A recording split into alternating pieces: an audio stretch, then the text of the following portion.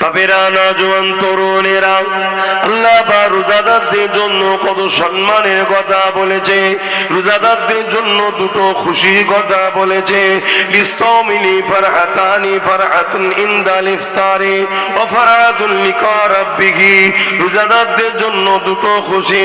এমন করে একটা খুশি হলো, রোজাদাররা যখন ইফতারকে নিয়ে বসবে, ওই ইফতার সামনে রয়েছে, জবানে রয়েছে সুবহানাল্লাহ, জবানে রয়েছে আলহামদুলিল্লাহ, জবানে রয়েছে দরুদ শরীফ, জবানে রয়েছে তওবা ইস্তিগফার। এ যুবকেরা, তুমিরা, বাপেরা, অথচ ইফতার সামনে রয়েছে। ইচ্ছা করলে বান্দা খেতে পারত, কেউ রুকান না, কিন্তু বান্দা আল্লাহর খুশির জন্য খায়নি। আল্লাহ পাক বলে ফেরেশতারে, দেখ দেখ দেখ আমার বান্দা আমাকে কত ভালোবাসে, দেখ এত পিপাসা লেগেছে, সামনে শরবত রয়েছে, পানিও রয়েছে, আর খিদার জ্বালায় পেট জ্বলছে, বান্দার ফলও রয়েছে, খাবারও রয়েছে, বান্দা খেতে বাধ্য, কিন্তু আমি আল্লাহ আমাকে খুশি করার জন্য খাইনি। এ ফেরেশতা, বান্দা এই সময় যেটা চাইবে আমি আল্লাহ কবুল করে নেব। আরো জোরে বলুন সুবহান। এ নওজোয়ান তরুণেরা, আর একটা হলো লিকা রাব্বি। বান্দা, তুই আমাকে এত খুশি রাজি করলি, আমি আল্লাহ তোকে কথা দিয়ে দিলাম, আমি তোকে আমার দিদার দিয়ে দেব।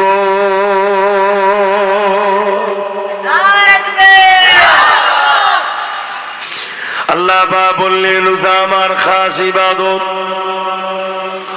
রোজাদারদের জন্য আমি আল্লাহ আমার কাছে বিশেষ বিশেষ উপকার রয়েছে। তার মধ্যে একটা উপকার হলো, ময়দানে মাশরে যেদিন সবাই নফসি নফসি করবে, সেই কঠিন দিনেতে মাথার এক বেগ দেখতে লাখাত উপরে আল্লাহ সূর্য নামিয়ে দেবে। যেদিন মাথার ক্ষীণগুলো লাখ দিয়ে গলে গলে ঝরে ঝরে পড়তে থাকবে, ওই দিনে আল্লাহ রোজাদারকে জান্নাতি খানা খাওয়াবে।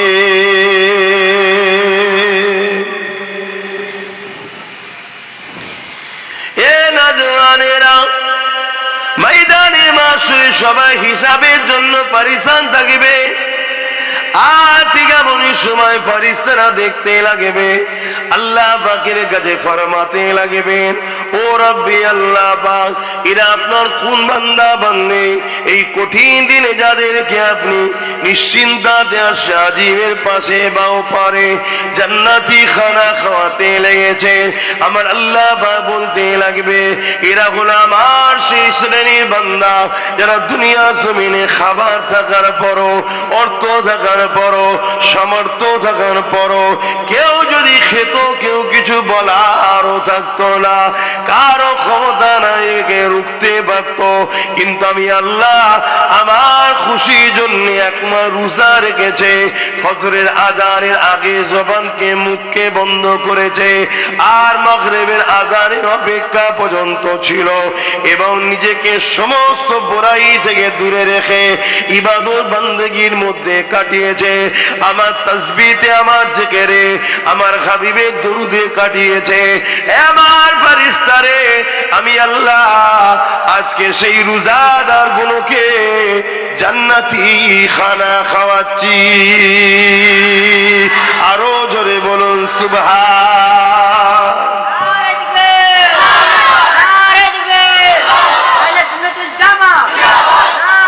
আল্লাহু আকবার।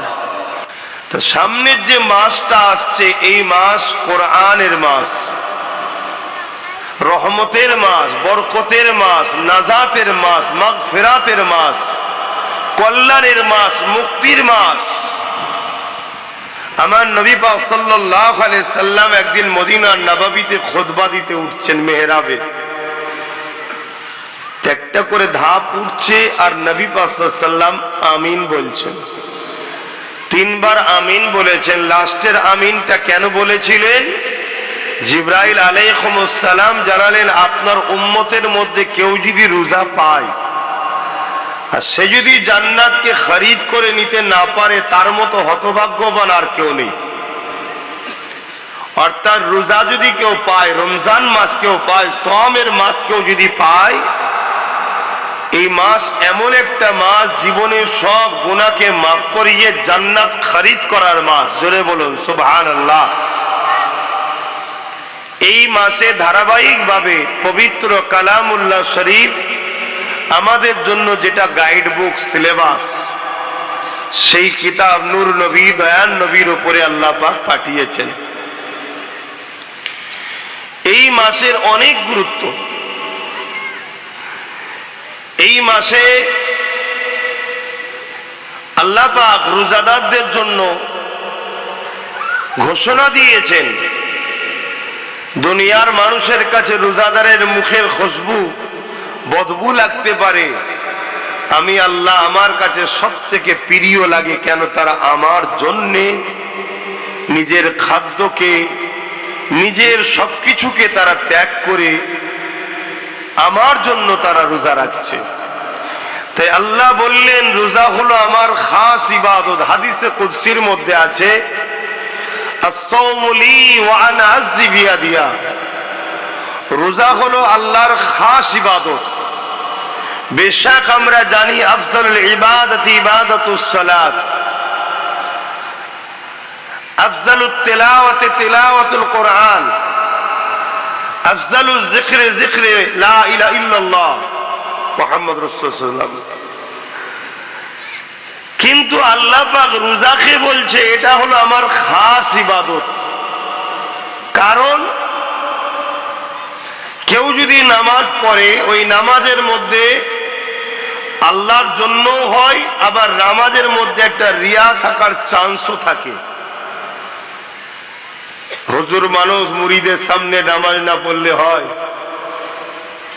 এটা রিয়া থাকতে পারে না? পারে না। আরে বিআই সাহেব এসেছে, নামাজ না পড়লে হয়,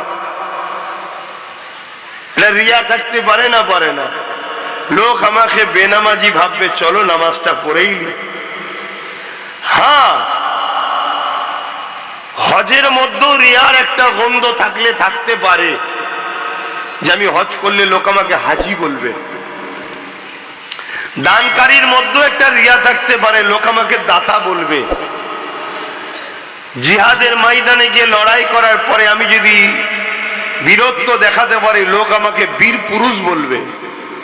সব জায়গায় কিন্তু এটা রিয়ার গন্ধ থাকলে থাকতে পারে, আর না থাকলে তো আলহামদুলিল্লাহ, না থাকাটাই তো উচিত। কিন্তু আল্লাহ বলছেন সব জায়গাতে লোক দেখানো সম্ভাবনা, দরজা খোলা আছে, যদি যাই সে বিপদে পড়বে, না যায় আলাদা কথা। কিন্তু রোজার মাসে কোনো দরজাই নেই, পুরো সিল। কেউ যদি লোক দেখানো রোজা রেখেও থাকে, গোপনে গিয়েও তো খেয়ে নেবে। যেমন আমরা অনেকে ছোটবেলায় শখ করতাম রোজা রাখবো, আর রাখার পর কিছুক্ষণ পরে আর পারা যাচ্ছে না, সবাই বুঝাই আর একটু কষ্ট কর, আর একটু কষ্ট করো। তা পুকুরে নেমে পড়তাম, নেমে ডুব কেটে পানি খেতাম, কেউ দেখতে পেল না। কিন্তু যারা প্রকৃত রোজা রাখে, মানে এখন আমরা যেমন রাখছি, বড় হয়ে গেছি, আপনারাও রাখেন, এখন কি গোপনেও কেউ খায়? কেন? একে লোককে লুকাবার ব্যাপার নয় তো, আমি তো করছি আল্লাহর জন্য। আর তিনাকে লুকানো কোনো জিনিস থেকে, কোনো জায়গা থেকে সম্ভব? সাত সবুজ জমিনের নিচে থাকলেও তিনার কাছে জাহির, যেখানেই থাকেন তিনার কাছে লুকানোর কোনো চান্স নাই। তাই আল্লাহ বলছে রোজা আমার খাস ইবাদত, আর রোজাদারকে আমি আল্লাহ খাস কুদরতি হাতে পুরস্কৃত করব। জোরে বলুন সুবহানাল্লাহ। জান্নাতে একটা দরজা থাকবে, বাবুস সাম, রোজাদারদের জন্য স্পেশাল একটা দরজা থাকবে, ওই দরজা দিয়ে রোজাদাররা যাবে। জোরে বলুন সুবহানাল্লাহ। আল্লাহ পাক বললেন রোজা আমার খাস ইবাদত। রোজাদারদের জন্য আমি আল্লাহ আমার কাছে বিশেষ বিশেষ উপকার রয়েছে। তার মধ্যে একটা উপকার হলো ময়দানে মাশরে যেদিন সবাই নফসি নফসি করবে, সেই কঠিন দিনেতে মাথার এক বেগ দেখতে লেখা উপরে আল্লাহ সূর্য নামিয়ে দেবে। যেদিন মাথার ক্ষীণগুলো নাক দিয়ে গলে গলে ঝরে ঝরে পড়তে থাকবে, ওই দিনে যে আল্লাহ রোজাদারকে জান্নাতি খানা খাওয়াবে।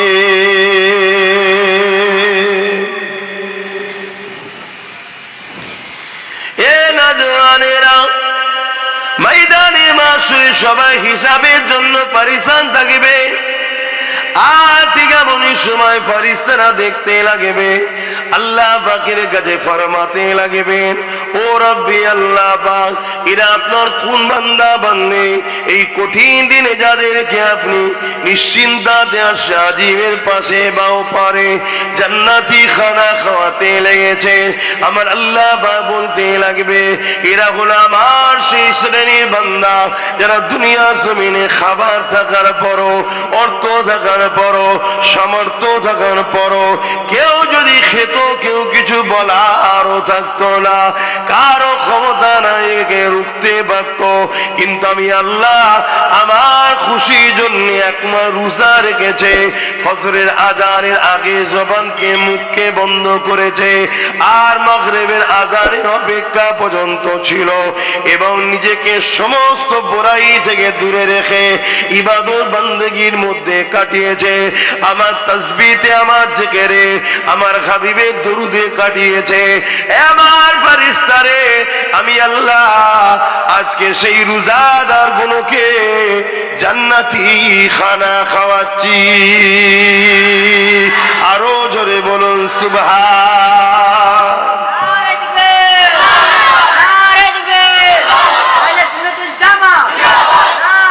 আল্লাহু আকবার।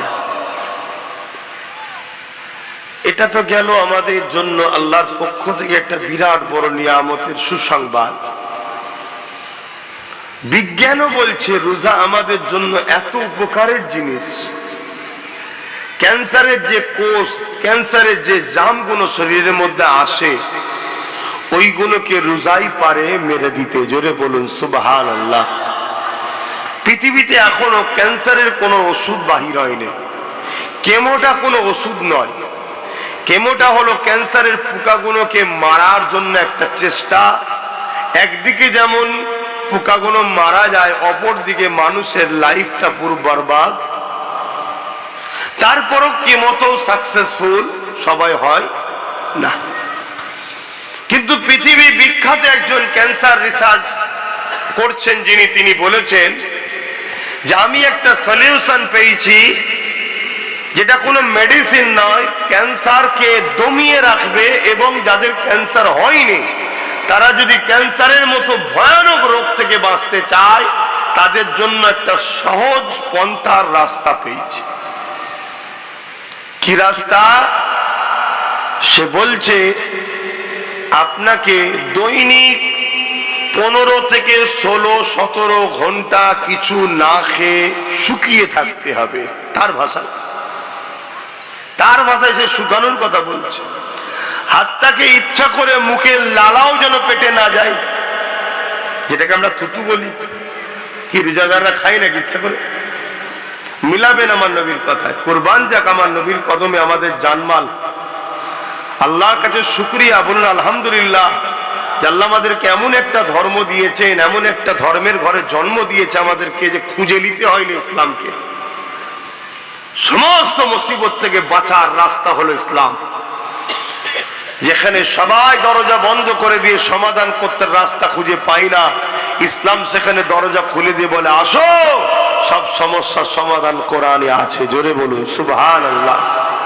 কিন্তু সেই ঘরের ছেলে হয়ে আজকে আমরাই সবচেয়ে বিপদের সম্মুখীন। কেন?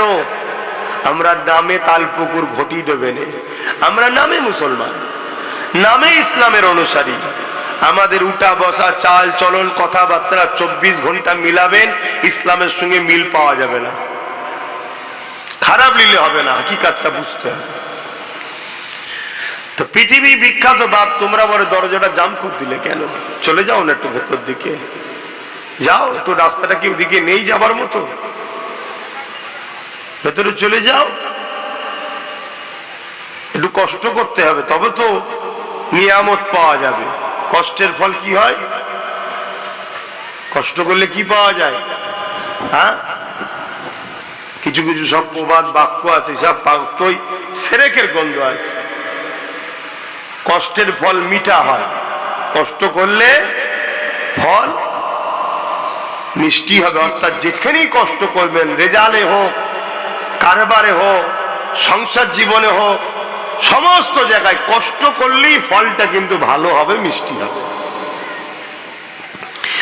বাপেরা, নজওয়ান তরুণেরা, এ নবী পাকের প্রেমিকেরা, আল্লাহ বা রোজাকে এত বড় নিয়ামত করেছে, সায়েন্সও বলতে লেগেছে, বলতে বাধ্য হতে লেগেছে।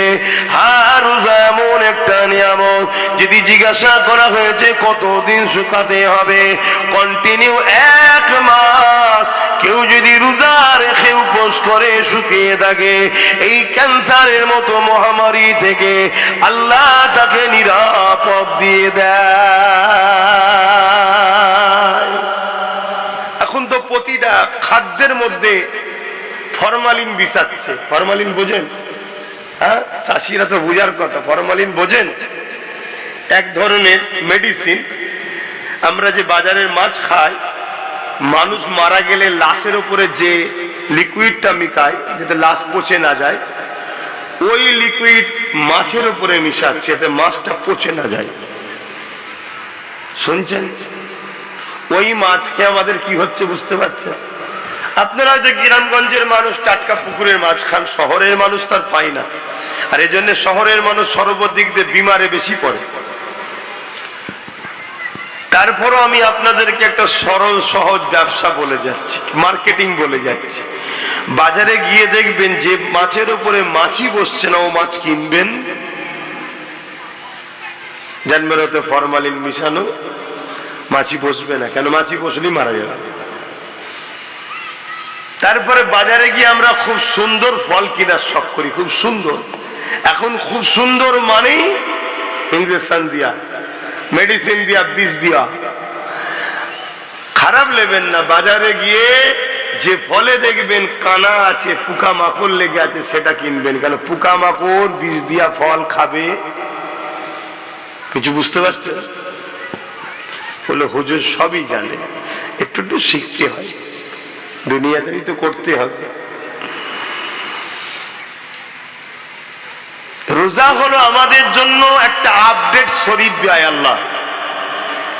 1 বছর বা 11 মাস আমরা যা খাই, শরীরের মধ্যে ভাইরাস যায়। যেমন মোবাইলে ভাইরাস ঢুকলে অ্যান্টিভাইরাস সফটওয়্যার মারতে হয়, 11 মাসের ভাইরাস শরীরে জমে, নানা রকম জাম, কোষ, ব্যাকটেরিয়া, ব্যাড ভাইরাস শরীরের মধ্যে থাকে। ওই 1 মাসের রোজা হলো অ্যান্টিভাইরাস মারার সাথে সাথে আবার 1 বছরের জন্য আল্লাহ সুস্থ শরীর আপডেট করে গিফট দেয়। জোরে বলুন সুবহানাল্লাহ। অতএব যদি সুস্থ শরীর চাও, রোজা রাখো। আমার নূর নবী, দয়ার নবী কন্টিনিউ সপ্তাহে 2টো করে রোজা রাখতেন।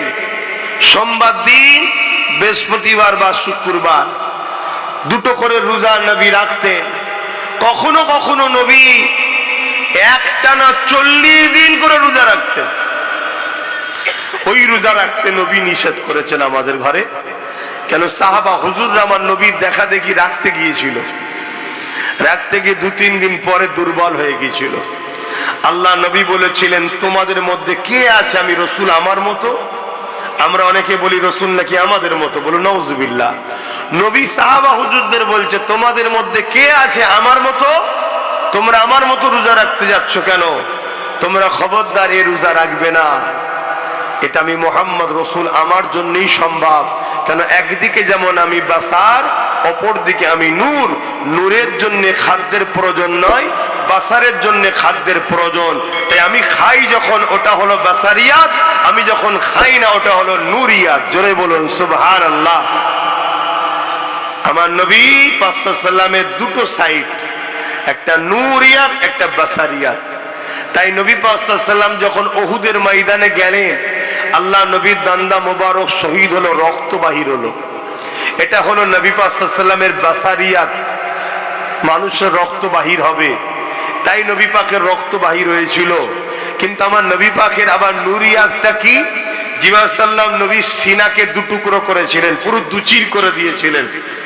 ভেতর থেকে সবকিছু বার করে জান্নাতি নিয়ামতওয়ালা পানি দিয়ে ধুয়ে নিয়ামত ভরে দিয়েছিলেন, এলেম হেকমত ভরে দিয়েছিলেন।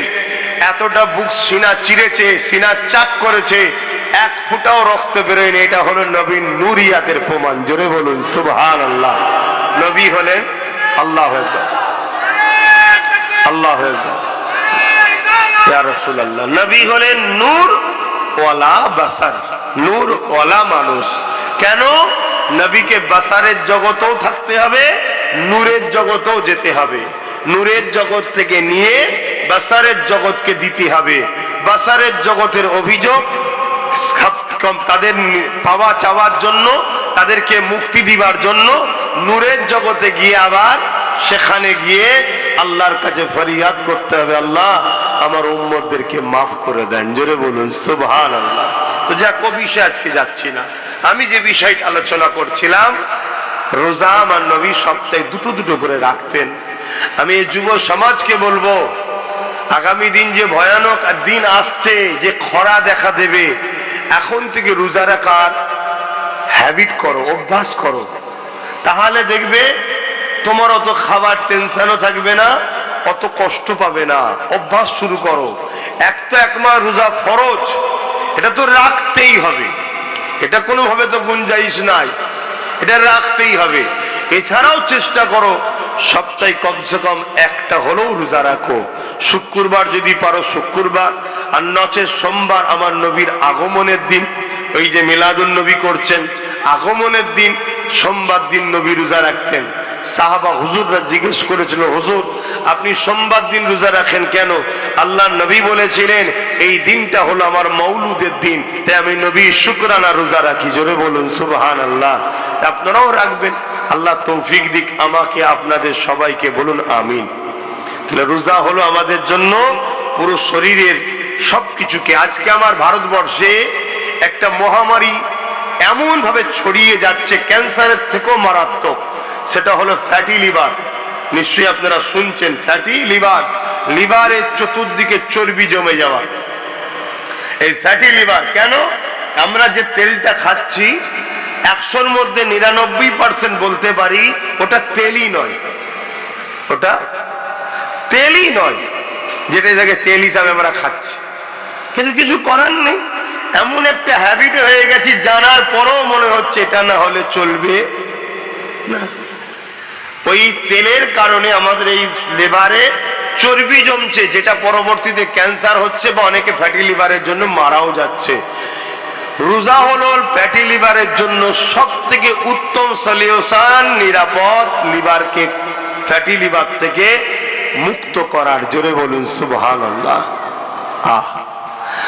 আল্লাহ পাক তিনি আমাদেরকে বানিয়েছেন, তিনি আমাদের জন্য প্রতিটা কল্যাণময় কাজকে দিয়েছেন।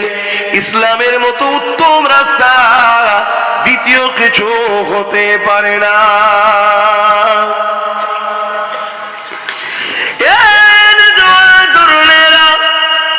আল্লাহ আগামী দিন কিছুদিনের মধ্যেই রমজান শরীফ আল্লাহ আমাদেরকে দিচ্ছে। সামনে রবিবারের পরে রবিবার ইনশাআল্লাহ শনিবার দিবাগত রাত দিয়ে তারাবি আসছে। তারাবি 20 রাকাত আদায় করবেন। কে করে কাজ পড়ছে দেখার আমাদের দরকার নাই, কারোর সঙ্গে আমাদের ঝগড়া করারও প্রয়োজন নাই। এতটুকু জানি আল্লাহ নবী জানিয়েছেন, ওমর রে নবী তো আর আসবে না, আমার পরে যদি নবী হওয়ার দরজা খোলা থাকতো, এই ওমর আল্লাহ তোমাকে নবী বানাতো, নবী হওয়ার জন্য যা প্রয়োজন উপযুক্ত উমর তুমি ছিলে। কিন্তু আনা খাতামুন নবী, আমি শেষ নবী, আর কোন নবী আসবে না। কোরআনও জানাচ্ছে ওয়ালাকিন রাসূলুল্লাহ ওয়া খাতামান নবী, আমার নবী পাক হলো সেই নবী, আর কোন নবী আসবে না। এই উমর বলে দিয়ে যায় আল্লাহ তোমার মধ্যে অনেক বৈশিষ্ট্য দিয়েছে। সেই হযরত উমর তিনি জামাত আকারে 20 রাকাত তারাবি নামাজ সাহাবাদের নিয়ে পড়েছে।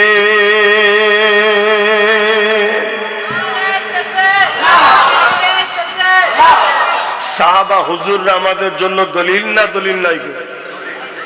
আল্লাহ নবী বললেন ৭৩টা দল হবে, ৭২ দল জাহান্নামী, একটা দল জান্নাতি। কোন দল? যে দলে নবী ও নবীর সাহাবারা আছে। জোরে বলুন সুবহানাল্লাহ। সেই দলের নাম কোরআনের ভাষায় হিজবুল্লাহ, আর হাদিসের ভাষায় আহলে সুন্নাত ওয়াল জামাত। আপনার দরবার আলাদা হতে পারে, আপনার শিক্ষা প্রতিষ্ঠান আলাদা হতে পারে, যদি আপনার প্রতিষ্ঠানে নবী ও সাহাবাদের অনুসরণ করা হয়, জানবেন আপনি আহলে সুন্নাত ওয়াল জামাতের মানুষ। আর আহলে বায়াতরা সাহাবাদের মধ্যেই পড়ছে, তিনারাও সাহাবা ছিলেন। কথা মাথায় ঢুকছে না? ঢোকে না? হযরতে মাওলা আলী, হযরতে খাতুনে জান্নাত, হযরতে ইমামে হাসান হোসেন, এক কথায় নবী জিনাদেরকে সাথে নিয়ে বলেছেন পাক পাঞ্জাতন। এই চারজন ইনারাও সাহাবা সাহাবিয়া ছিলেন। জোরে বলুন সুবহানাল্লাহ।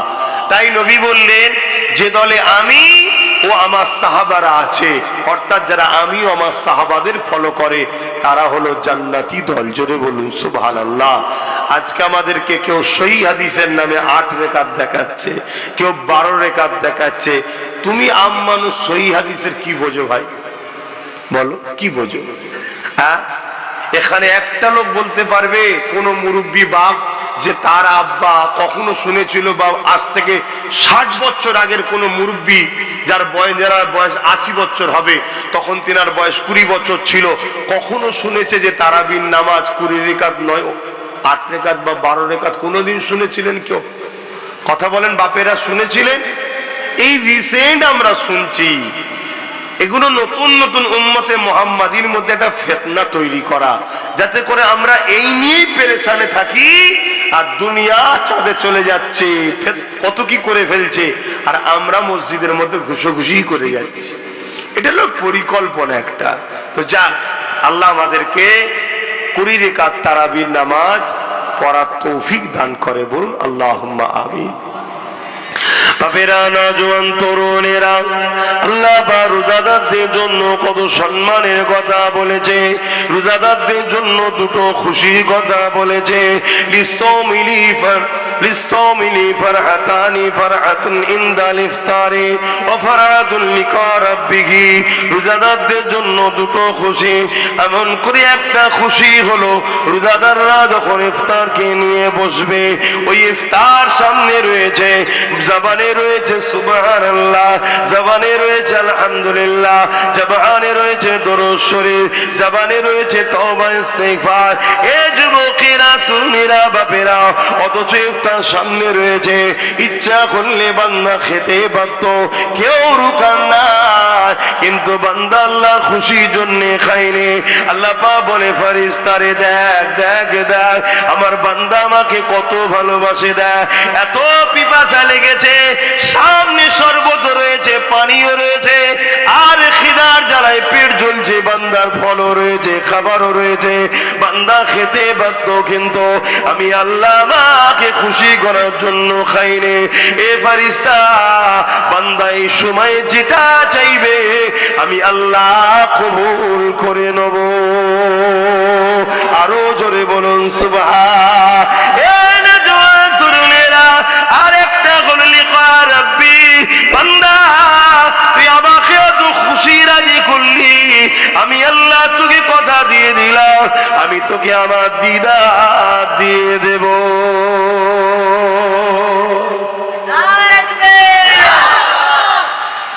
আল্লাহ যদি দিদারের আশা বাসনা থাকে তো রোজা রাখতে লাগে, তাই তো নাকি গো? এই যুবকরা, অনেকে বলে রাখলে শরীর নষ্ট হবে। তোর বুকা, না রাখলে শরীর নষ্ট হয়, রাখলে শরীর আরো সুন্দর হয়। বিশ্বাস না হয় কমসে কম পরপর 10টা রাখো, তারপর দেখো তোমার শরীরের দুর্বল ভাব কেটেছে, তোমার শরীরে যে অলসতা ভাব ছিল কেটে গেছে, তোমার শরীর আরো এনার্জি ফুর্তি পাচ্ছ, বাকি 20টা রাখবে। 10টা তো শুরু করো। কি তুমি তো নাবলেই না, গর্ত কতটা গভীর কতটা বুঝলে কি করে? দুনিয়ার লোকের কথা শুনলে হবে?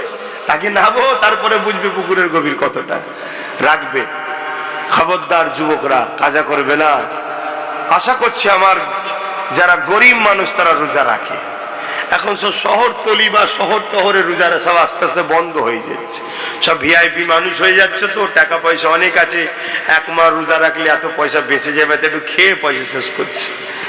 গরিব মানুষ তাই রাখে। রাখবেন রাখবেন, আল্লাহ আমাদেরকে রাখার তৌফিক দান করে, বলুন আল্লাহুম্মা আমিন। আল্লাহ পাকের একটা আলেম বান্দা একটা দিকে ঘুমিয়ে পড়েছে, ওই ঘুমিয়ে খবে দেখতে লেগেছে তার প্রতিবেশী একজন ইহুদি ধর্মের লোক ছিল, সে কিনা আল্লাহ জান্নাতে ঘুরতে লেগেছে। এই যুবকের এই খবটা দেখে ওই আলেম বান্দাটা অবাক হয়ে গেল। খবের মধ্যে ইহুদি লোকটাকে জিজ্ঞাসা করতে লেগেছে, এ আল্লাহ পাকের বান্দারে, তুমি তো ইসলাম কবুল করোনি, তাহলে কেন তুমি জান্নাতের মধ্যে যেতে লেগেছো? তোমাকে আমি জান্নাতের মধ্যে দেখতে পাচ্ছি, ব্যাপারটা কি? ওই ইহুদি সম্প্রদায় বলেছিল, এ আল্লাহ পাকের আলেম বান্দারে, হ্যাঁ আমি ইহুদি ছিলাম ঠিকই, কিন্তু আমার মরণটা ইহুদি অবস্থায় হয়নি, আমার মরণটা হয়েছে দ্বীনে মুহাম্মাদির উপরে। ওই সময় উলামা বান্দা জিজ্ঞাসা করতে লাগে, কিভাবে হলো একটু যদি বলো। ওই সময় খবরের মধ্যে জানাতে লেগেছে, এ আল্লাহ পাকের উলামা বান্দা শোনো শোনো, আমি আমার সন্তানকে নিয়ে রোজার মাসে বাজারে গিয়েছিলাম। ওই সময় আমার ছোট বাচ্চাটা বোঝে না, একটা ফল নিয়ে খাদ্য নিয়ে খেতে শুরু করেছিল। আমি আমার বাচ্চাকে এটা দেখার পরে বকেছিলাম, তাকে বলেছিলাম, বাবা ইসলামের অনুসারীরা রোজা রাখছে এই মাসে, তুমি কেন এই মাসে খেতেছ? যদি খাও তারা কষ্ট পাবে, রোজাকে অপমান করা খাবে, এই মাসে তারা দিনের বেলা খায়নি। বাবা তোমার যদি খেতে মন যায় কিনে নিয়ে ঘরের মধ্যে যে খাও, রোজাদার দিওকে কষ্ট দিও না বাবা। এ যুবকেরা, তরুণেরা, বাপেরা, আজকে মুসলমান ঘরের ছেলে হয়ে প্রকাশ্য আমরা রোজার মাসে পান খেয়ে ঘুরে বেড়ায়, গুটকা খেয়ে ঘুরে বেড়ায়, নানান রকম খাদ্য খেয়ে ঘুরে বেড়ায়। মুসলমানের পেটের এত জ্বালা ধরেছে, রোজার মাসে দোকান খুলে দিনের বেলা চা বিস্কুট বিক্রি, হোটেল খুলে বসে আছে। বড় লজ্জা, ধিক্কার জানায়। আল্লাহ তো তাই আমাদেরকে বিমারে সব পয়সা খরচ করিয়ে দিচ্ছে। এখনো সময় আছে পরিবর্তন হয়ে যায়। ওই আলেম বান্দাকে বলতে লেগেছে, এ আল্লাহর উলামা বান্দারে, আমি ওই রাত্রে যখন ঘরে গিয়ে ঘুমাই, ওই সময় আমার খবের মধ্যে দয়া নবী, নূর নবীর দিদার হয়ে যায়। আল্লাহ নবী বলতে লাগলে, এ আমার আল্লাহর বান্দারে, তুমি রোজাকে সম্মান জানিয়েছো, রোজা আল্লাহর খাস ইবাদত, এই আল্লাহ বড় খুশি হয়েছে, তাই তুমি কলেমা পড়ে নাও। আমি রাসূলুল্লাহ বলি, তুমি কলেমা পড়ে নাও, পড়ো লা ইলাহা ইল্লাল্লাহু মুহাম্মাদুর রাসূলুল্লাহ। এ আল্লাহর উলামা বান্দারে, আমার কলেমা নসিব হয়েছে, দয়ার নবী আমাকে কলেমা পড়িয়েছে, এবং রোজাকে সম্মান দিবার জন্য আল্লাহ যেমন ইমানের মতো সম্মান জিনিস আমাকে মিলিয়েছে, এবং জীবনের গুনাহ মাফ করে আল্লাহ আমাকে জান্নাতের বাগানে ঘুরতে দিয়েছে। আরো জোরে বলুন সুবহান। এটা অমুসলিম সে যদি আমার রোজাকে সম্মান করার জন্য কামিয়াবি হয়, তাহলে আমরা রমজান মাসকে সম্মান জানালে আল্লাহ আমাদের কামিয়াবি করবে না? এ আশা করা যেতে পারে না, পারে না। তবে খুব সাবধান, আমাদেরকে বেঈমান বানাবার জন্য তথাকথিত একদল নেতারা এই রমজান মাসে ইফতার পার্টি দেয়। খবরদার ইফতার পার্টিতে যাবেন না। ইফতার পার্টিতে গেলে রোজাকে অপমান করা হবে, রোজাকে ক্রিটিসাইজ করা হবে, রোজাকে নিয়ে ব্যঙ্গ করা হবে। ইফতারটা বেরোজাদার কেউ দেওয়া যায় না। শরিয়াতের মসলা হলো ইফতার যেটা হয়, যেটা ইফতার, ইফতারটাকে বেরোজাদার কেউ দেওয়া যায় না। তুমি অন্য ফল দাও, অন্য খাবার দাও, ইফতার যেটা যেটা ইফতারের জন্য বাজেট করা হয়েছে, বরাদ্দ করা হয়েছে, ওটা বেরোজাদার মুসলমানকেও দেওয়া যায় না। আর সে জায়গায় নাটক বাজরা এসে নাটক করছে, হই হই করছে, আর তুমি সেখানে বসে খাচ্ছ, ঈমান চলে যাবার সম্ভাবনা আছে। সাবধান করছি, সাবধান হন না। মৌলী সাহেব গেছে, হুজুর গেছে, আরে মৌলী সাহেব হুজুর দলিল নয় শরিয়াতের। দলিল দুটো, কিতাবুল্লাহ আর হাবিবুল্লাহ। দলিল কটা? কিতাবুল্লাহ, হাবিবুল্লাহ। আর এই দুটো থেকে আমাদের জন্য সহজ করেছে ইজমা ও কিয়াস। আদিল্লাতুল ইসলামে আরবাতুন, শরিয়াতের দলিল চারটে, কিন্তু মূল জিস্ট হচ্ছে যা থেকে যেমন দুধ থেকে দই হয়, কথা বুঝে আসছে, দুধ থেকে ছানা হয়, অতএব দুধ না দিয়ে ছানা তৈরি করে ইমামরা আমাদের কাছে সুবিধা করে দিয়ে গেছে, খেয়ে এলে বাড়ি, কথা বুঝে আসছে। এটা ইমামরা করেছে, কোরআন হাদিস থেকেই তৈরি করে দিয়ে গেছে। মূল হলো কিতাবুল্লাহ আর হাবিবুল্লাহ, এই সব সাবধান হন। আল্লাহ নবী বললেন আলেম দুই ধরনের, খৈরুল উলামা সররুল উলামা, একটা হলো ভালো আলেম, একটা হলো মন্দ আলেম। কোরআন দুজনই শিখেছে, একজন কোরআন শিখার পরও জাহান্নামী, আর একজন কোরআন শিখে জান্নাতি, জোরে বলুন সুবহানাল্লাহ। নামাজ দুজনই পড়েছে, একজন নামাজ পড়েও জাহান্নামী, একজন নামাজ পড়ে জান্নাতি। হজ দুজনই করেছে, একজন হজ করেও জাহান্নামী, একজন হজ করে জান্নাতি। এমন করে রোজা দুজনই রেখেছে, একজন রোজা রেখেও জাহান্নামে যাবে, একজন রোজা রেখে জান্নাতি। তুমি জান্নাতিটা হও, জান্নাতিটা হও। এর জন্য বলবো খবরদার এসবগুলো করবেন না, এটা হলো ইসলামের দুশ্মনদের চক্রান্ত। সবাই আমাদেরকে কাফের বেঈমান বানাতে চায়, শুনছেন না শোনেন না? শয়তানকে চেনেন? ইবলিস শয়তান জানেন না? ইবলিস শয়তানের নাম শুনেন না? আজাজিল নাম ছিল ভালো, এখন শয়তান হয়েছে, নাম শুনেছেন তো? ও ইবলিস শয়তানের একটাই চেষ্টা, আদম সন্তানগুলোকে কাফের বানাবে। কেন? আদমের জন্য আমাকে জান্নাত থেকে বেরিয়ে যেতে হয়েছে, অতএব আদমের ছেলেপুলেগুলোকে জাহান্নামী বানাবো। যে কোনো দিক দিয়ে চেষ্টা করছে। এখানে মনে পড়েছে আর একটা কথা বলে দিই, কারো ব্যথা লাগলে আমার কিছু করার নেই। আজকে কিভাবে শয়তানের চেলারা আমাদের ঘরে বেঈমান বানাতে চাইছে দেখুন। আজকে আমাদের একটা সমাজের স্লোগান শেখানো হচ্ছে, কি স্লোগান? ধর্ম যার যার। এই কথাটা কেউ যদি দিল থেকে মেনে নেয়, সঙ্গে সঙ্গে মুশরিক হয়ে যাবে। শুধু কাফের হবে না, মুশরিক হবে, শিরককারী হবে। শুনছেন? তাহলে কিভাবে আমাদেরকে শেষ করতে চাইছে? আর যে মুশরিক হয়ে যাবে আল্লাহ সাহায্য পাবে, কথা বলেন। আল্লাহ সাহায্য যখন আমরা পাবো না, আমাদেরকে যখন মিটাতে আসবে, আমরা আর বাঁচতে পারবো? তাহলে প্ল্যানটা কোথায় চলছে? আল্লাহ আমাদেরকে এবং আমাকে হেদায়েত দান করে, বলুন আল্লাহুম্মা আমিন। বাপেরা, নওজোয়ান তরুণেরা, রোজা রাখতে হবে, কিন্তু সিদ্দিক আকবরের মতো রাখুন, আব্দুল্লাহ ইবনে উবাইয়ের মতো রাখলে হবে না। রোজা রাখতে হবে, ফারুক আজমের মতো রাখুন, জুলখাইসারা তামিমির মতো রাখলে হবে না। রোজা রাখতে হবে, ইমামে হোসেন পাকের মতো রাখুন, হতবাগা এজিদের মতো রাখলে হবে না। রোজা রাখতে হবে, মুজাদ্দিদ আল-ফিসানির মতো রাখুন, হতবাগা আকবরের মতো রাখলে হবে না। জানেন তো আকবরকে? চেনেন তো নাকি? মুনাফিক ছিল, মুনাফিক। কোরআনের বিরুদ্ধে দ্বীনে ইলাহি বার করতে গিয়েছিল। আর এজিদকে তো সবাই চেনে, কি চেনেন না? চেনেন না? হ্যাঁ, সেও রোজা রেখেছে। ওই রকম রাখলে হবে না, ইমাম পাকের মতো রাখতে হবে।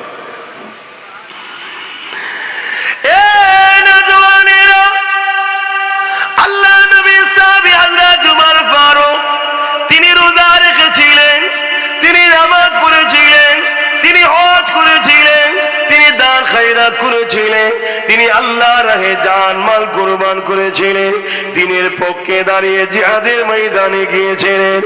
আজ আমাদেরকে জিহাদি জিহাদি বলে অনেকে টিটকিরি মারছে না, মারেনে। মনে রাখবেন, জিহাদ শব্দের মানে মূর্খগুলো জানে না। জিহাদ শব্দের মানে হলো সমস্ত বুরাই থেকে নিজেকে বাঁচিয়ে রাখার চেষ্টা করা, এটা হলো জিহাদে আকবার। জিহাদ শব্দটার অর্থের মানে হলো সংগ্রাম করার চেষ্টা করা। কি থেকে চেষ্টা করা? সমস্ত বুরাই থেকে চেষ্টা করা, এই সমাজকে খারাপ থেকে বাঁচাবার চেষ্টা করা, এই সমাজকে জালিমদের হাত থেকে বাঁচাবার চেষ্টা করা, গরিবদের ঘরে মুসলিমদের হাত থেকে বাঁচাবার চেষ্টা করা, দেশদ্রোহীদের হাত থেকে দেশকে বাঁচাবার চেষ্টা করা, এটাকেও জিহাদ বলা হয়। এ যুবকেরা, তরুণেরা, সামনে উচ্চ মাধ্যমিক পরীক্ষা আছে। বাংলার একটা সন্তান পশ্চিম বাংলার ফার্স্ট হওয়ার জন্য দিনরাত চেষ্টা করছে। ওই ছেলেটা জিহাদ করছে, চেষ্টা করছে ভালো কাজের জন্য। শুনছেন তো নাকি? কিন্তু এরা মানেই জানে না।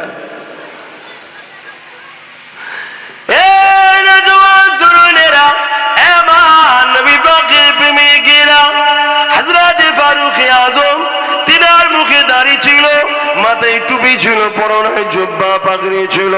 এদিকে জুলখায়সা তামিমি, সেও রোজা রেখেছে, সেও নবী পাকের কাছে এসে বসতো, নবী পাকের সাথে জিহাদে যেত, তারও মুখে দাড়ি ছিল, মাথায় টুপি ছিল, পাগড়ি ছিল, জুব্বা ছিল, সেও এমন করে হজ করেছে। কিন্তু মনে রাখবেন, একদিন গনিমতের মাল বন্টন করতে ছিল আল্লাহ নবী। এই জুলখায়সা তামিমি এ দাঁড়িয়ে গিয়ে বলেছিল, ইত্তাকুল্লাহ, হে মুহাম্মদ, আল্লাহকে ভয় করো, আদিল তুমি ইনসাফ করো। হযরত ফারুক আযম পাশে দাঁড়িয়েছিলেন।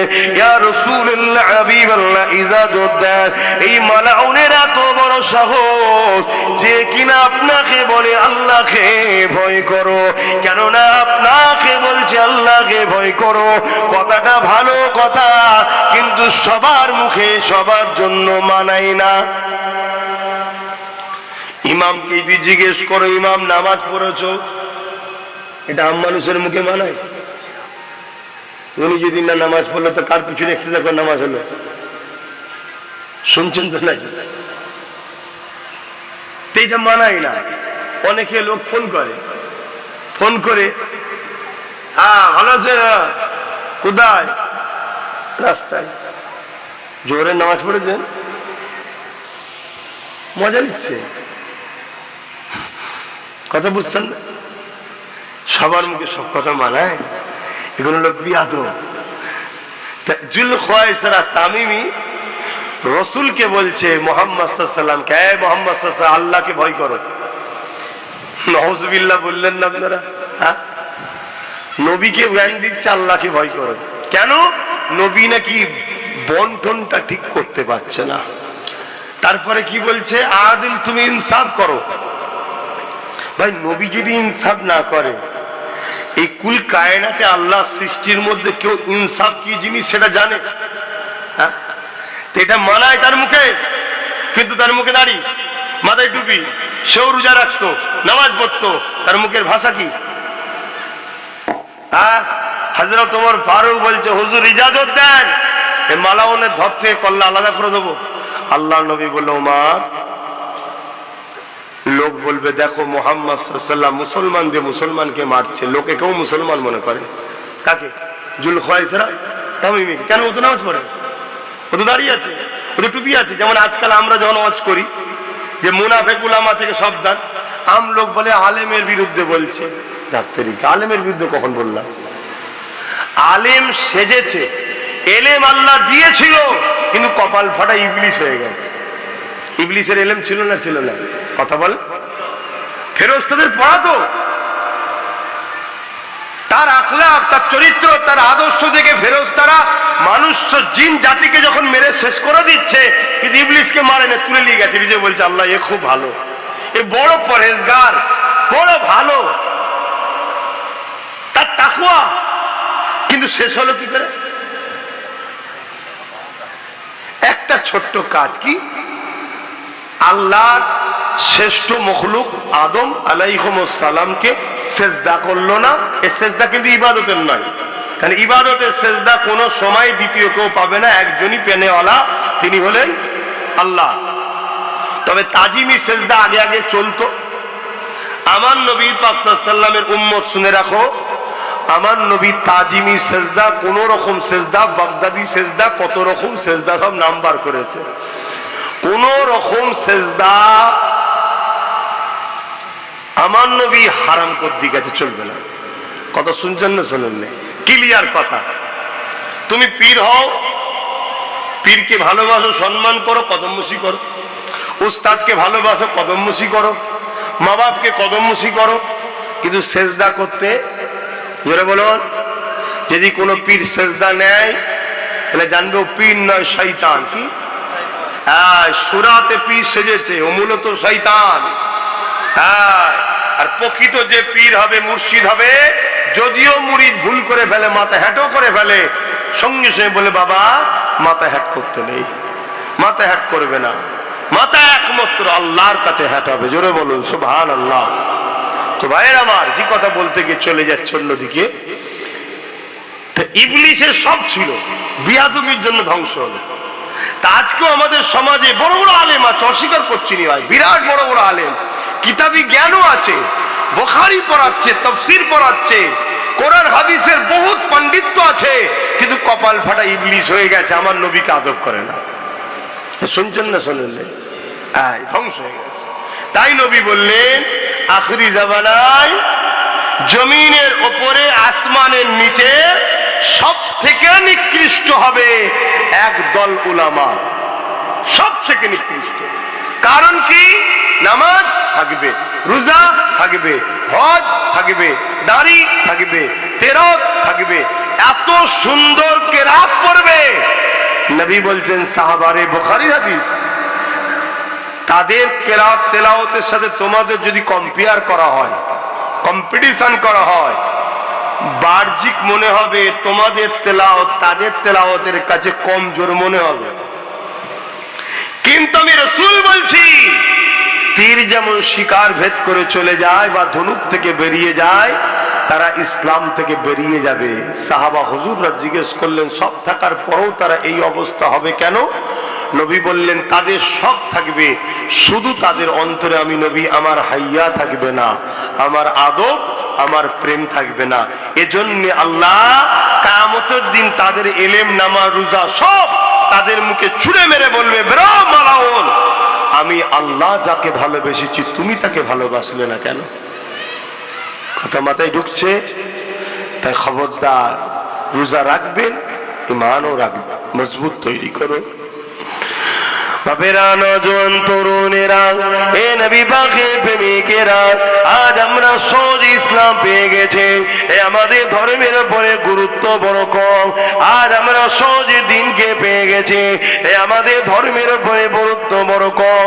কোন রকম মুসলমান করে জন্ম হয়েছি, তাই নিজেকে মুসলমান পরিচয় দিবার জন্য নামটা মুসলমান রেখে দিয়েছি, বাকি কর্ম আমাদের ধর্মের মধ্যে কয়।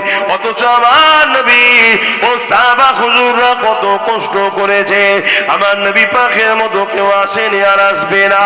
আল্লাহ জিনা সম্বন্ধে বলেছেন, ইন্নাকা লাআলা খুলুকিন আযীম, সব থেকে উত্তম চরিত্রওয়ালা হলো মুহাম্মদ রাসূলুল্লাহ।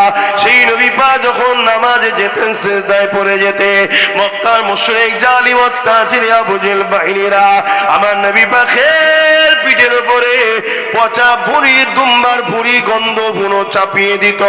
আমার নবী পাক মাথা তুলতে পারতেন না, ওই দুম্বার পচা দুম্বার ভুঁড়ির দুর্গন্ধে আল্লাহ নবী নিঃশ্বাস নিতে বড় কষ্ট হতো।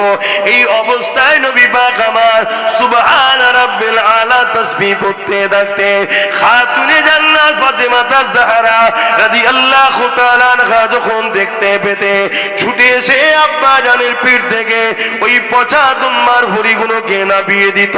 আল্লাহ নবী তারপরে মাথা না তুলতে, এ যুবকেরা, আল্লাহ নবীকে এত কষ্ট দেয়া হয়েছে।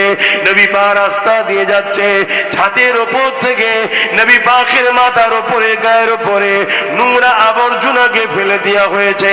আল্লাহ নবী যে রাস্তা দিয়ে যাবে, ওই রাস্তায় কাটা বিছিয়ে দিয়ে নবী পাককে কষ্ট দেওয়া হয়েছে। নবী পাকের জন্য কুয়া খোঁড়া হয়েছে।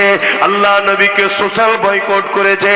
আমার নবী পাক পাহাড়ে চলে গেছে, গাছের পাতা বলবলকে জীবন ধারণের শিলা বানিয়েছে। আল্লাহ নবী দিনের প্রচার বন্ধ করেনি গো। এ যুবকেরা, তরুণেরা, বাপেরা, আল্লাহ আজকে আমাদেরকে এত খাদ্য দিয়েছে, এত আরাম আয়েশ দিয়েছে, আমরা আল্লাহ ভুলে গেলাম, নবী ভুলে গেলাম। এটা আমাদের জন্য বড় ধ্বংসের কারণ হবে। এই আল্লাহর কাছে দোয়া চাইবে, ও আমার রব মালিক আল্লাহ, আমার আপনার কাছে প্রয়োজন আছে, চাইব, কিন্তু আপনি আমাকে ওইটা দেবেন না যেটা পেয়ে আমি আপনাকে ভুলে যাব। এমন আরাম আয়েশ আমাকে দেবেন না যেটা পাওয়ার পর আমি আপনার থেকে দূরে সরে যাব। আল্লাহ আপনার কাছে পানা চাইছি, ওই রকম সম্পদ, ওই রকম জিন্দেগি, ওই রকম খাদ্য, ওই রকম আরামের আশা আল্লাহ আপনার কাছে কাছে আমি চাই না। হ্যাঁ, আমার প্রয়োজন চেয়েছি, কিন্তু এই প্রয়োজন মিটলে যদি আমি ধ্বংস হয়ে যাই, আল্লাহ আপনি আমার প্রয়োজনকে মিটাবেন না, কারণ আমি আপনার কাছে যেতে চাই, আমি আপনাকে জান্নাতে দেখতে চাই।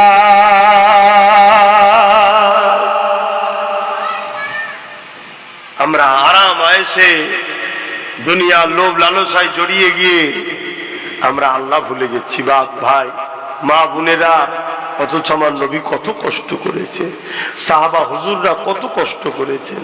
হ্যাঁ, আমরা সামান্য একটা রোজা রাখতে পারছি না। হ্যাঁ, এখন তো আবার আস্তে আস্তে চলে আসছে শীতের দিকে। হ্যাঁ, কি এমন কষ্ট। হ্যাঁ, অথচ সাহাবা হুজুররা যখন ইসলাম কবুল করেছে, মক্কার তৎকালীন শাসক যারা ছিল, যুগে যুগে, ভাই আমার কথা আপনি কিভাবে নেবেন আমি জানি না, আমি আমার জায়গায় কিন্তু একদম কংক্রিট ভাবে দাঁড়িয়ে আছি। আপনি নিতে পারলেও কিছু করার নেন, না নিতে পারলেও আমার কিচ্ছু করার নেই, আমি আমার জায়গায় মজবুত। যুগে যুগে আমার নবীর, ইসলামের ও নবীর বিরুদ্ধে, বা আগেকার নবী সাল্লাম তারাও তো দিনের প্রচার করেছে, সবার বিরুদ্ধে যুগে যুগে দুই শক্তি সব থেকে বেশি পিছনে লেগেছিল। এক হলো অত্যাচারী বদমাইশ লুটেরা শাসক, দ্বিতীয় হলো ধর্মের নামে ধর্ম গুরু সেজে ভণ্ডরা। ইতিহাস চোখে আঙুল দিয়ে দেখিয়ে দিচ্ছে, দেখ। কিন্তু আমার কম যদি না বোঝেন, আমার কিছু করার নেই। আজও যেমন পুরো দেশ জুড়ে দেখুন আমার ইসলামের বিরুদ্ধে লোক লেগেছে। গত পরশু দিন দেখছিলাম, দেখে বুকটা ভেঙে গেল। দুটো মাদ্রাসার ছাত্র, সম্ভবত মাদ্রাসায় পড়ে, কেন মাদ্রাসার বেডিং নিয়ে যাচ্ছে দেখেছি, কথা বুঝে আসছে। আর গরিবের ছেলেরাই তো মাদ্রাসায় যায়, বড় লোকের ছেলে তো বড় লোক ভাবছে আমার ছেলেকে অন্য জায়গায় পাঠাবো। হ্যাঁ, দরকার আছে পাঠানো, অসুবিধা আমি নিষেধ করছি না, কিন্তু মনে রাখবেন ইসলামের জ্ঞান দেন। ইসলামের জ্ঞান যদি না থাকে, আপনার ছেলে ভিআইপি হয়ে আপনাকে ওই বৃদ্ধাশ্রমে দিয়ে আসবে, তখন চিল্লাবেন যান না, জানো ও কি হলো, কি হলো, কি হলো। তুমি ইসলাম থেকে ভুল দূরে সরে গেলে ইসলামও তোমার থেকে দূরে সরে যাবে। তো দুটো ছেলে, যুবক ছেলে, হাফেজ হবে কি মওলানা হবে আল্লাহ জানে, রাস্তা দিয়ে যাচ্ছে, একটা গাড়ি এসে ইচ্ছা করে ছাত্র দুটোকে চাপাতে দিল, ইচ্ছা করে পুরো মেরে উড়িয়ে দিল, সঙ্গে সঙ্গে ডেট। রাস্তা পুরো বড় রাস্তা ফাঁকা পড়ে আছে, ইচ্ছা করে মেরে দিল। কেন? মুখে দাড়ি, মাথায় টুপি, পরো নাই ইসলামিক লেবাস, বা মুসলমানের দেখলে যেমন বুঝে যায় পায়জামা পাঞ্জাবি, মেরে দিল। কি দিন আসছে বলো? এই যে ইসলামের বিরুদ্ধে আজকে আমার দেশ বা রাজ্যে বা যেখানেই বলো, পুরো পৃথিবী জুড়ে যেদিকেই তাকাবে, আজকে দেখো ইসলামের বিরুদ্ধে কারা করছে। দেখো, আজান হচ্ছে না? আচ্ছা, অন্য বাচ্চাটা, এই বাচ্চাটা, এই দেখো ওইটুকু ছেলে, দেখো একভাবে আমার দিকে তাকাবার সময়ই নেই, মোবাইলের দিকে একভাবে দেখি, দু হাতে ধরে। তাহলে বলো, এই বাচ্চাগুলোকে ধ্বংস কারা করছে? ওর বাপ মা। ওই বাচ্চার জন্য সব থেকে যদি দোষী হয় ওর বাপ মা, ওই বাচ্চা যদি বড় হলে ক্ষতিগ্রস্ত হয় জন্য দোষের বাপ মা, আর ওই বাচ্চা যদি বড় হলে বাপ মাকে পেটে, এর জন্য আমাদের দুঃখ করার কিছু আছে? আর কথা বলছে না তো, কথাটা কি খারাপ বলে ফেললাম? তাহলে সারা দিচ্ছেন না কেন? ওই বাচ্চা যদি বড় হয়ে ইসলাম বিদ্বেষী কর্মকাণ্ড করে, এর জন্য পুরো মুসলিম সমাজের বদনাম হবে না? হবে না? তাহলে ভাবুন, এই পরিবেশটা খারাপ করে দিচ্ছে। ওইখানে একটা ছেলে বসে আছে, দেখো এই হলুদ জামার পিছনে বসেছে, কালো গেঞ্জি পরে, বলুজা গেঞ্জি লাল। হ্যাঁ, তোমাকে বলছি, বলো তোমরা কি ধরেছে গুলো?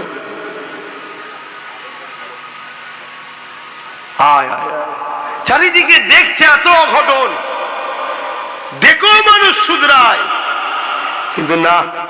খতমাল্লাহু আলা কুলুবিহিম, আল্লাহ যদি হিদায়াত না দেয়, তা আমি যতই চেষ্টা করি হবে না। তো আল্লাহ আমাকে হিদায়াত দেন, আমাদেরকে হিদায়াত দেন, বলুন আমিন। ভয়ানক পরিস্থিতি আসছে আজকে পুরো পৃথিবী জুড়ে। দেখো না, নতুন করে আমেরিকার প্রেসিডেন্ট বসতে না বসতে বলছে গাজাকে খালি করো। কেন? কেন না গায়ের জোর? যা বলবো তাই শুনতে হবে, ক্ষমতা আমার হাতে, পৃথিবীর দাদা আমি, পারমাণবিক শক্তি আমার হাতে। কিন্তু মনে রেখে দিও, তোমাদের থেকে অনেক ক্ষমতাশালী আছেন। আল্লাহু সাইয়্যুল কাদির, জোরে বলুন সুবহানাল্লাহ। তোমার বাপ দাদাদেরকে ঠিকানায় পৌঁছে দিয়েছে। পুরো দুনিয়ায় দেখো শাসকরা দেখো ইসলামের পিছনে লেগেছে। আজকে আমার দেশের কথা বলো, আমার দেশের কথা বলো। উত্তরাখণ্ড বলে একটা রাজ্য আছে, সরকারি ভাবে আইন তৈরি করে ইউনিফর্ম সিভিল কোড লাগু করে দিয়েছে। ওখানে ধর্মীয় কালচার আর চলবে না। খবর পেয়েছেন কি জানি না, একটু বলবেন আগে থেকে, আজানের সময় হলে একটু বলবেন আগে থেকে।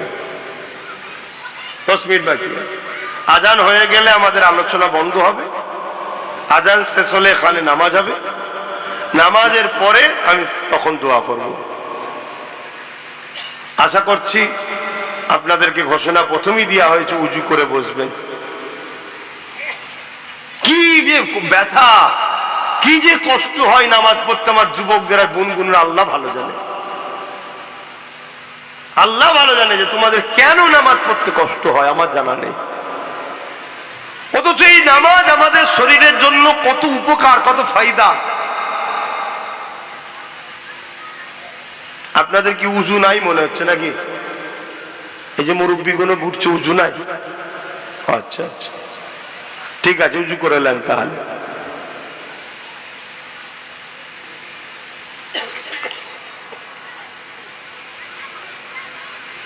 বাবা মা শুনছেন তো নাকি? নামাজ পড়ে।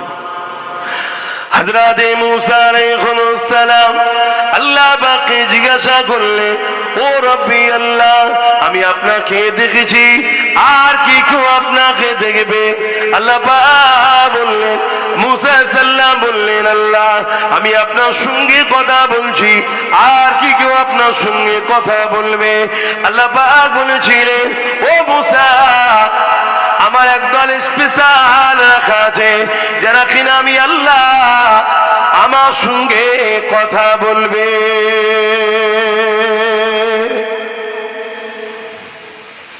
এ মুসা, তুমি আমার সঙ্গে কথা বলছো, এর জন্য তোর পাহাড়ে আসতে লাগছে। তারা যখন আমার সঙ্গে কথা বলবে, কোন জায়গায় তাদেরকে যেতে লাগবে না, জায়গাটা পবিত্র হলেই হবে। মুসা রে, তুমি আমার সঙ্গে কথা বলছো, এর জন্য বেশি কোন কথা বলতে পারো না, সময় টাইম খুবই কম রয়েছে। তারা যতক্ষণ খুশি আমার সঙ্গে কথা বলতে পারবে। ও হযরতে নবী মুসা, তারা আমার সঙ্গে যখন কথা বলবে, এ মুসা রে, তুমি আমার সঙ্গে কথা বলছো, তোমার আমার বিচকানে 70,000 নূরের পর্দা রয়েছে, পর্দার ওই দিকে তুমি রয়েছো, পর্দার ভেতরের দিকে আমি রয়েছি।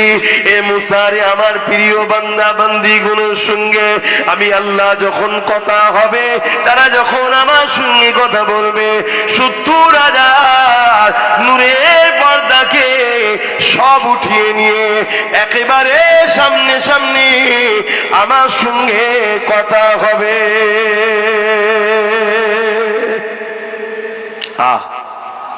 মুসা সাল্লাম বলছে, আল্লাহ তারা কারা? এত সৌভাগ্যবান তারা, আমাকে তাদের দলভুক্ত করেন। আল্লাহ বলছে হবে না, তারা আমার স্পেশাল রাখা আছে। জোরে বলুন সুবহানাল্লাহ। কপাল দিয়েই আল্লাহ পাঠায়, কিন্তু আমরা কপালকে ফাটিয়ে ফেলি।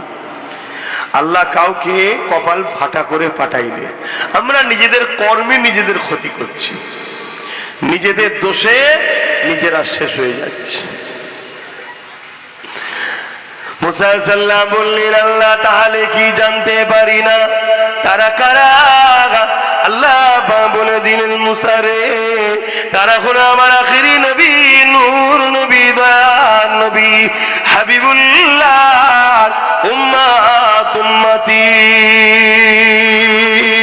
এ নবী মুসা রে, যখন তারা নামাজে দাঁড়িয়ে যাবে, আমি আল্লাহ আমার জন্য দাঁড়িয়েছে, তাদের কাছ থেকে আমার কাছে 70,000 নূরের পর্দাকে সরিয়ে দিয়ে একেবারে আমি আল্লাহ কুদরতি ভাবে তাদের কাছে পৌঁছে যায়। তারা যখন কেরাত পড়তে থাকে আমি আল্লাহ আমার সঙ্গে কথা হতে থাকে।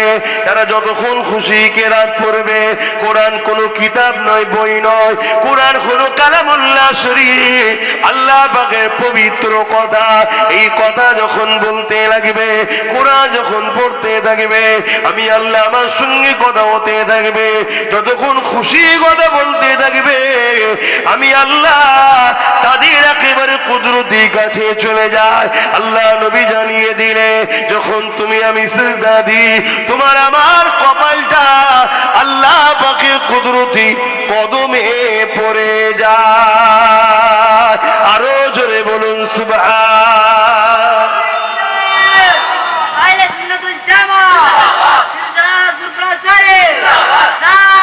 আল্লাহু আকবার।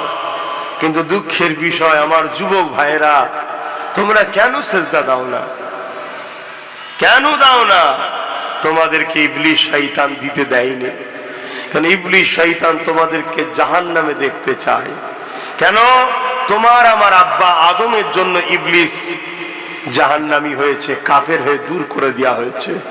তাই তার রাগ তোমাকে আমাকে জাহান্নামে নিয়ে যাবার জন্য সে তোমাকে আমাকে নামাজ থেকে দূরে সরিয়ে দিচ্ছে। তোমাকে আমাকে পিছন থেকে টেনে রেখেছে।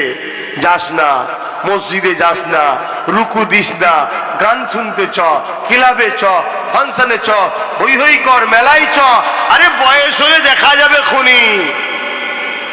এইভাবে তোমার আমার মেন্টালিকে তারা ঘুরিয়ে রেখেছে। তাই বলবো যুব সমাজকে, আসো, যে আল্লাহ তোমাকে এখনো বেঁচিয়ে রেখেছে সেই আল্লাহকে রুকু দাও, সিজদা দাও। আর আল্লাহ বলেছেন তোরা আমাকে রুকু দে, সিজদা দে, এর বিনিময়ে আমি আল্লাহ তোদেরকে রিজিকের অভাব দেব না, আর তোদেরকে আমি দিদারও দেবো। জোরে বলুন সুবহানাল্লাহ। রোজা রাখলেও যেমন দিদার দেবে বলেছেন, সিজদা দিলেও দিদার দেবেন বলেছেন। জোরে বলুন সুবহানাল্লাহ। কিন্তু রুকুতে আল্লাহ কি বললেন? রিজিকের অভাব দেবে না। এ বিষয়ে একটা ছোট্ট ইতিহাস আপনাদেরকে শোনাচ্ছি, তারিখের কথা। একজন হাজী সাহেব হজ করতে গেছেন। আপনারাও অনেকে হজ করেছেন। এই হজ করতে গিয়ে টাইমে যখন হোটেলে খেতে ঢোকে, হাজী সাহেব দেখছেন একটা পাখি এসে একটা, আজান দিলে বলবেন, একটা পাখি এসে একটা রুটিকে মুখে করে নিয়ে উড়ে উড়ে গিয়ে চলে গেল। পরের দিন ঠিক টাইমে যখন হাজী সাহেব খেতে ঢুকেছে, আবার সেই পাখিটাই এসে একটা রুটিকে মুখে করে নিয়ে উড়ে উড়ে চলে গেল। 3 দিনের দিনে আবার যখন হাজী সাহেব খেতে ঢুকেছে, পাখিটা মুখে করে রুটি নিয়ে উড়ে চলে যাচ্ছে। হাজী সাহেবের মধ্যে একটা কৌতূহল হলো যে পাখিদের তো খাওয়ার টাইম টেবিল নেই, আমাদের নাই টাইম টেবিল, একই টাইমে আসছে, একটা করে রুটি নিচ্ছে, উড়ে চলে যাচ্ছে। মরুভূমি ফাঁকা এলাকা, দূর থেকে ফলো করে পাখিটার পিছু ধরলো। কিছু দূর যাবার পরে দেখছে একটা ঝোপঝাড় কাঁটাযুক্ত গাছ রয়েছে, ঝোপ মতো হয়ে আছে, যেখানে পাখিটা একটা ডালে বসে রুটিটাকে মুখে করে ধরেছে, পায়ে করে ধরেছে, মুখে করে ছিঁড়ে ছিঁড়ে টুকরো করছে, খাচ্ছে না, ফেলে দিচ্ছে। পুরো রুটিটাকে ছিঁড়ে ছিঁড়ে ফেলে দিল, বাকিটা উড়ে চলে গেল। আল্লাহর হাজী সাহেব বান্দা গিয়ে যখন ঝোপ বন্ধ করে ভেতরে ঢুকেছে, দেখছে হাত পায়ে বাঁধা একটা ব্যক্তি পড়ে আছে। তার হাত পা খুলে দিয়ে জানতে চাইলো কি ব্যাপার। না, আমিও রওনা দিয়েছিলাম সফরে, আর দুষ্কৃতীরা হামলা করে আমার সব জিনিসপত্র চুরি করে নিয়ে গেছে, কিন্তু আল্লাহ আমাকে রিজিক কিন্তু টাইমে টাইমে পাখির দ্বারা দিচ্ছে। জোরে বলুন সুবহানাল্লাহ, আরো জোরে বলুন সুবহানাল্লাহ। আর এই যে ডাকাতি হয়ে যায়, এই ডাকাতি হয়ে যাওয়ার জন্য আমাদেরও গাফলতির দোষ থাকে। কথা ঠিক না বেটি? আমাদেরও গাফলতির দোষ থাকে। যে সব রাস্তায় এই জিনিসগুলো ঘটে সেখানে সিকিউরিটি সেফটি থাকা দরকার, কিন্তু আমরা অবহেলিত হই। তো যাক, কিন্তু রিজিক দিবার মালিক যিনি বলেছেন রুকু দিলে আমি রিজিকের অভাব দেব না, আল্লাহ কিন্তু পৌঁছে ঠিক যাচ্ছেন। জোরে বলুন সুবহানাল্লাহ। আসো আমার যুবকেরা, আল্লাহকে রুকু দি, সিজদা দি, আল্লাহ বড় খুশি হবে, আমার নবী খুশি হবে। নূর নবী, দয়ার নবী বলেছেন নামাজ হলো আমার চোখের ঠান্ডা। জোরে বলুন সুবহানাল্লাহ। দরুদ শরীফ আল্লাহুম্মা সাল্লি আলা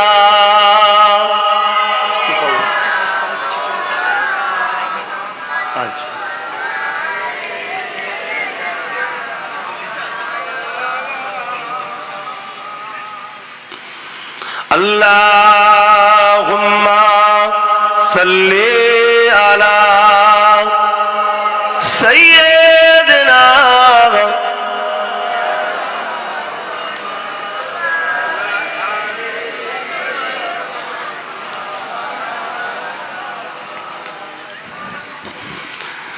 যাদের হৃদয়ে আছে আল্লাহর ভয়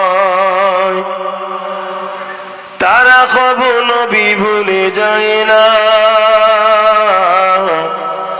আল্লাহর প্রেম ছাড়াই দুনিয়ায় কারো কাছে কোনো কিছু চাই না। যাদের হৃদয়ে আছে আল্লাহর ভয় তারা কবু নবী ভুলে যায় না। আল্লাহ প্রেম ছাড়াই দুনিয়া কারো কাছে কোনো কিছু চাই না। রাতের দরিয়ার সিজদাতে রাত দু চোখের আশাতে নদী যেন বয়। আমরা তো 5 ওয়াক্তই নামাজ পড়তে পারিনি। আল্লাহর কিছু বান্দা বান্দি আছে তারা তাহাজ্জুদ পড়ে কাঁদে সেজদায়। আল্লাহ আপনি আমাকে মাফ করে দেন, আল্লাহ আপনি আমাকে মাফ করে দেন। গুনাহ যদি নাও থাকে তাও বলে মাফ করে দেন, মাফ করে দেন, মাফ করে দেন। আল্লাহ তাদের মাকামকে বাড়াতে থাকে। জোরে বলুন সুবহানাল্লাহ। রাতের আঁধারে যারা সিজদাতে রত দু চোখের আশাতে নদী যেন বয়। ছলনার ঘাচানি যত আসো